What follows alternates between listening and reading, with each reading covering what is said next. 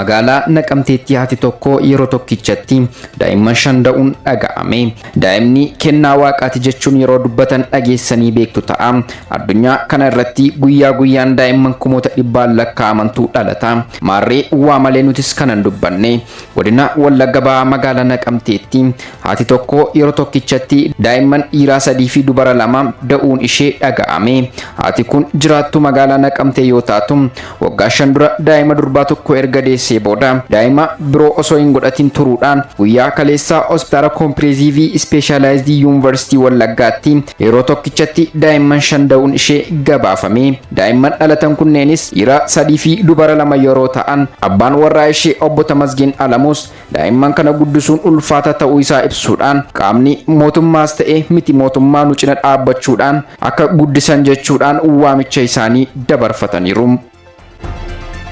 Magaalaa Jimmaatti namoonni qorichaan tuqanii nama dawweessuudhaan qarshii namarraa fudhatan to'atamuu qajeelchi poolisii magaalaa Jimmaa beeksise. Himatamaan tokkoffaan Keeroo Damboo jiraataa godina Boongaa Aanaa Wawushaa, lammaffaan Badiluu Shifarraa jiraataa godina Boongaa Aanaa Gindoo, Sintaayoo Kaasa'uun jiraataa Aanaa Boongaa, Kaasa'uun Alamaayoo jiraataa magaalaa Jimmaa ganda Hirmaataa Markaatoo hojii konkolaachisaa baajaajii kan hojjetu. Lakkoofsi gabatee isaa 17044 OR kan ta'e gaafa guyyaa 12/2018 himatamaan tokkoffaa fi himatamaan lammaffaa miidhamaa dhuunfaa obbo Naaziif Abbaa Diggaa jiraataa godina Jimmaa Aanaa Oomoo Naddaa magaalaa Asandaaboo kan ta'e magaalaa Jimmaatti ganda Bachoo Booree naannoo buufata konkolaataatti yommuu isaan konkolaataa irraa bu'an harkaan tuqee erga adoocheen booda fuudhee baankii daldala Itoophiyaa damee Awweetuu geessee qarshii 100,000 akkaawuntii isaanii keessaa baasisuudhaan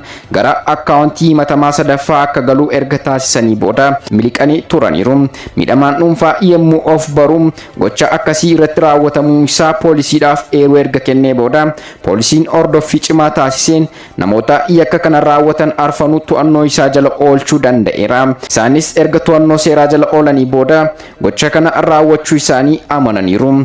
Ajajaan qajeelcha poolisii magaalaa Jimmaa Komaander Zalaalem Namoomsaa ergaa of eeggannoo dabarsaniin namoota eenyummaa isaanii hin beekne harkaan qabdanii nagaa wal hin jedhinaa baajaajiin kottaa isiniin geggeessaa yommuu isiniin jedhu lakkoofsa gabatee baajaajii sanaa qabachuun eeruu poolisiidhaaf akka kennitan. Gama biraatiin namoonni kanaan dura yakka akkasii isin irratti raawwatame yoo jiraattan waajjira poolisii aanaa lammaffaa deemtanii eeruu akka kennitan ergaa isaanii dabarsaniiru.